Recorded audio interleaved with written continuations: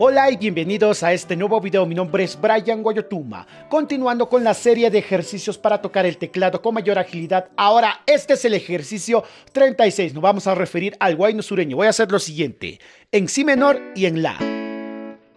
Ya saben que en guayno sureño se acompaña con la tónica y la quinta de la anterior octava. Por ejemplo, en si sería así. Esta es la... Si haría otra así, no me alcanza aquí. Esta sería la quinta de la anterior si. Igual la sería lo siguiente: la tónica y la quinta. Y acompaño así.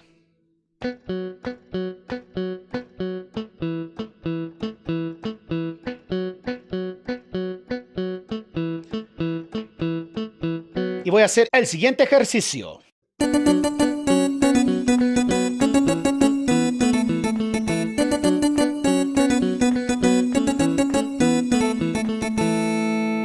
¿Qué hace esta mano?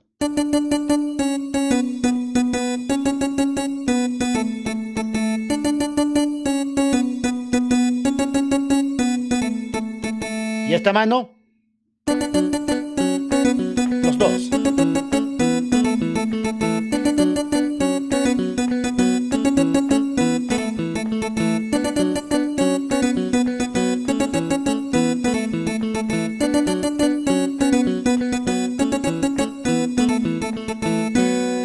Bueno, y ese sería el ejercicio 36 para tocar el teclado con mayor agilidad. Si te ha gustado, dale like, suscríbete, saludos y que tengas un buen día. Bye, bye. Dime, linda, si puedo volver junto a tus labios, porque te deseo tanto de mis sentimientos y de mi amor.